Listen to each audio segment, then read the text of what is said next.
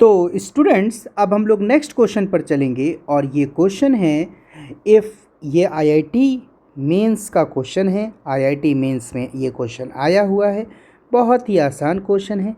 चलिए देखते हैं इस क्वेश्चन को कैसे सॉल्व करते हैं। A 4 kg mass moves under the influence of a force F is equal to 4t की power 3 I cap minus 3t J cap newton where t is the time in second. If mass starts from origin at t बराबर 0, the velocity and the position after t बराबर 2 second will be। तो बहुत आसान है। देखिए answer हमारे vectors form में दिए गए हैं, तो हमें पता क्या करना है। देखिए हमारे पास कहा गया कि हमारे पास एक बॉडी है और इस बॉडी का मास है 4 kg। ये बॉडी मूव कर रही है। कैसे मूव कर रही है? अंडर द फोर्स मूव कर रही है, अंडर द फोर्स। और वो force under the force move कर रही है और वो फोर्स कितना दिया गया है? फोर्स इज इक्वल टू दिया गया है फोर्स इज इक्वल टू दिया गया है 4t की power 3 I cap minus 3t J cap Newton. ये फोर्स दिया गया है। अब हमें क्या करना है? अब हमें जो है वेलोसिटी और पोजीशन बताना है। दूसरी बात, ये जो बॉडी है ये इसने मोशन स्टार्ट किया है, स्टार्ट्स फ्रॉम ओरिजिन, ओरिजिन से स्टार्ट हुई है। और ओरिजिन का मतलब है ओरिजिन से स्टार्ट हुई है, तब समय था t बराबर 0 और t बराबर 2 सेकेंड पर, t बराबर 2 सेकेंड पर हमें वेलोसिटी और एक्सेलरेशन बताना है। वेलोसिटी एंड पोजीशन बताना है, सॉरी एक्सेलरेशन नहीं, पोजीशन बताना है। तो इसका मतलब कि हमें निकालना है v vector is equal to V X I cap plus V Y J cap, और हमें पोजीशन वेक्टर r वेक्टर निकालना है X I cap plus Y J cap. हमें ये निकालना है, ये दोनों चीज़ निकालनी है, ये निकालना है और ये निकालना है। कैसे निकालेंगे? बहुत आसान तरीका है। क्या आसान तरीका है? देखिए कि फोर्स की वैल्यू दी गई है, फोर्स बराबर दिया गया है 4t की power 3 I cap minus 3t J cap. तो F बराबर होता है ma, तो F वेक्टर बराबर m वेक्टर और a वेक्टर। तो a वेक्टर बराबर क्या आ जाएगा? a वेक्टर बराबर आ जाएगा f vector upon m। f vector की वैल्यू दी गई है 4t की power 3 I cap minus 3t J cap upon 4। तो हमें मिलेगा t की power 3 I cap minus 3t J cap, ये हमें मिल जाएगा। t की पावर 3 I कैप और minus 3t J cap. Clear है यहाँ तक? तो ये हमें मिलेगा। अब जो एक्सेलरेशन हमको मिला है, इस एक्सेलरेशन से हमें वेलोसिटी निकालनी है। एक्सेलरेशन हमको क्या मिला है? एक्सेलरेशन हमको क्या मिला है भाई? एक्सेलरेशन हमको मिला है t की power 3 I cap minus 3/4 t J cap. ये हमको एक्सेलरेशन मिला है। देखिए t/4, ये t/4 होगा, यहाँ t/4, ठीक है। अब यहाँ पर देखिए, यहाँ पर a vector is equal to a X I cap plus a Y J cap से इसको हम कंपेयर करेंगे। तो जब हम इसको कंपेयर करेंगे तो ए एक्स की वैल्यू हमें मिलेगी A X is equal to T की पावर 3 और ए वाई की वैल्यू हमको मिलेगी A Y is equal to -3/4 T. ये वैल्यू हमको मिलेगी। तो अब हम लोग 1 बाई 1 ए एक्स से वी एक्स निकालेंगे। तो ए जो होता है, ए मतलब एक्सेलरेशन, और एक्सेलरेशन जो होता है वो rate of change of velocity के बराबर होता है। यानी कि एक्सेलरेशन को हम dv/dt लिख सकते हैं। अगर हमें इसी तरह से ax लिखना हो तो हम इसको लिखेंगे dvx/dt। ठीक है। अब इसी तरह से अगर हमें ay लिखना हो तो हम इसको लिखेंगे ay बराबर dvy/dt। यहाँ तक बात क्लियर हो गई। तो इसको हम यहाँ इस तरह से लिख सकते हैं। अब हम 1 बाई 1 इसको लेके चलेंगे और सॉल्व करेंगे। तो A X is equal to dvx/dt और इसकी वैल्यू दी गई है t की पावर 3। तो dvx इज इक्वल टू ये हो जाएगा t की पावर 3 dt। ये हो जाएगा। अगर हम इसको इंटीग्रेट करें और इंटीग्रेट करते हैं dvx को और इधर भी इंटीग्रेशन करते हैं t की पावर 3 dt को, तो अब यहाँ पर t की लिमिट रखेंगे t बराबर 0 और t बराबर 2 तक, t बराबर 0 से लेकर t बराबर 2 तक। और यहाँ पर जो है vx 0 आ जाएगा और यहाँ पर vx 2 आ जाएगा। ठीक है। तो अब अगर हम इधर इंटीग्रेट करेंगे तो vx2 - 0 इज इक्वल टू, और t की पावर 3 है तो ये आ जाएगा इंटीग्रेशन के बाद t की पावर 4/4 स्क्वायर ब्रैकेट और 0 से लेकर के 2 तक। क्लियर है यहाँ तक।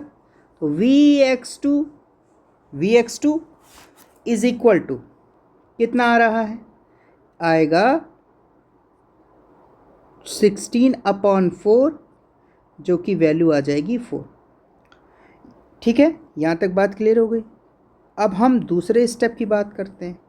सिमिलरली अगर हम ay की बात करें तो ay इज इक्वल टू क्या होता है, यहाँ पर ay बराबर बनेगा dvy/dt और ये वैल्यू दी गई है, कितनी दी गई है, -3/4 t दी गई है।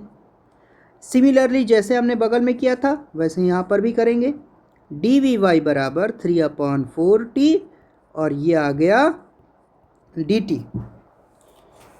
क्लियर है यहाँ तक।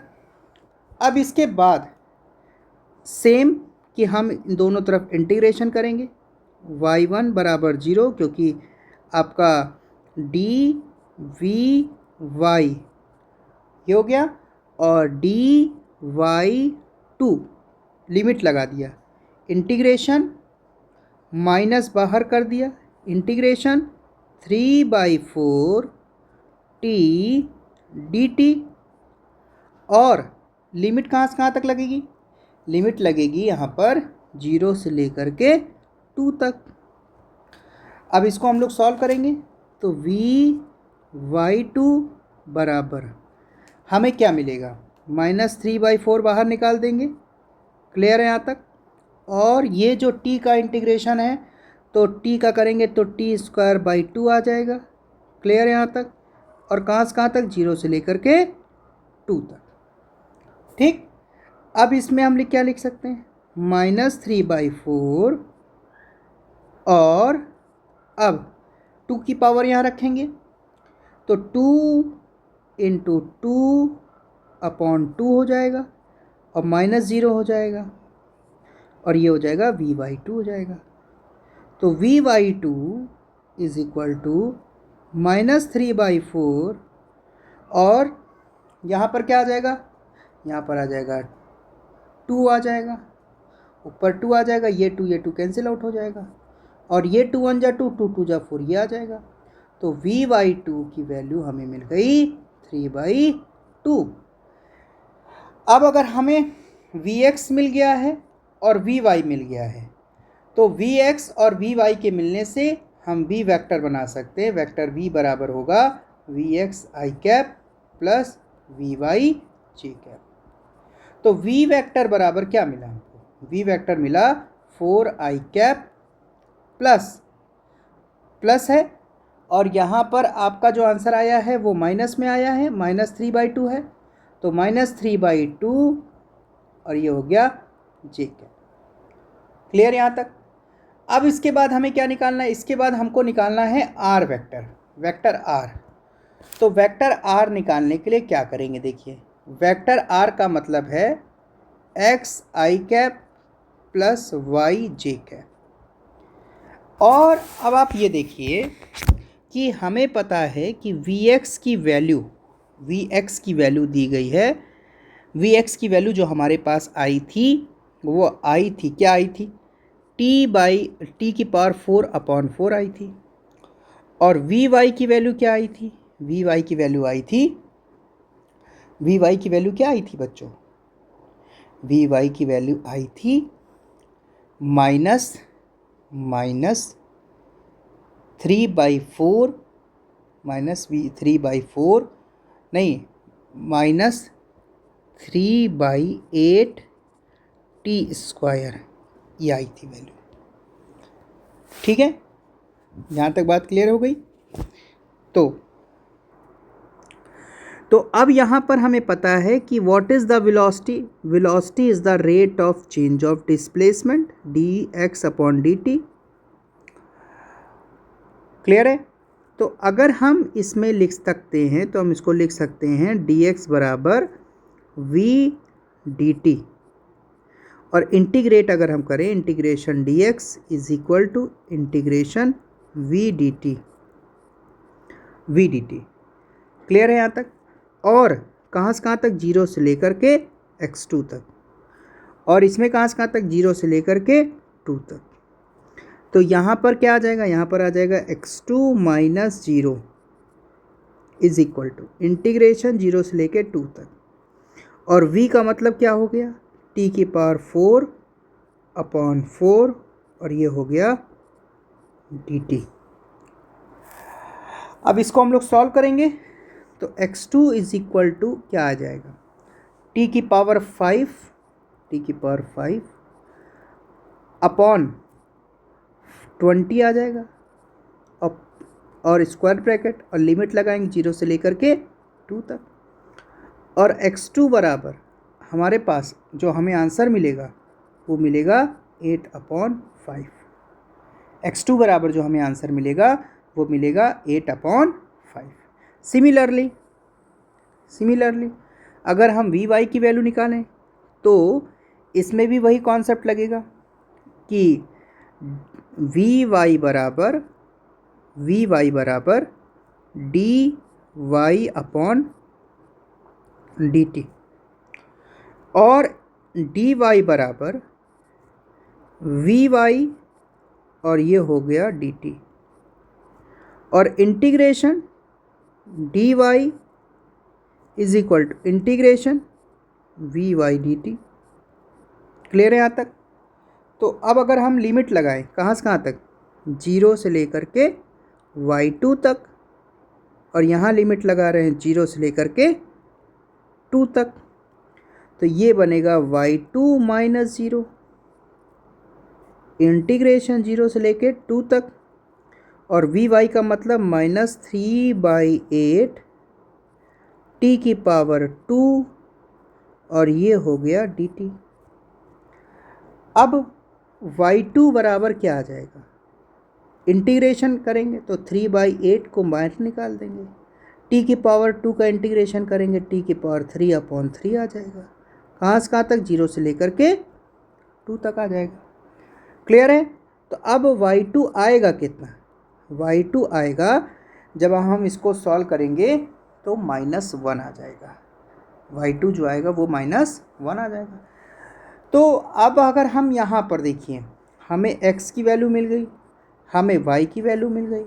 तो अब अगर हमें r की वैल्यू लिखनी, r वेक्टर बनाना है, तो r वेक्टर मतलब 8/5 कैप माइनस जे कैप, ये हमारा r वेक्टर होगा। ठीक है, तो विच आंसर इज राइट, कौन सा आंसर सही है? 8/5 आई कैप, 8/5 आई कैप माइनस जे कैप आया है। तो मुझे कौन सा लग रहा है और आपको कौन सा लग रहा है? तो अभी हम लोग के अनुसार जो आंसर है, answer 2 is right, answer 2 is right. Thank you.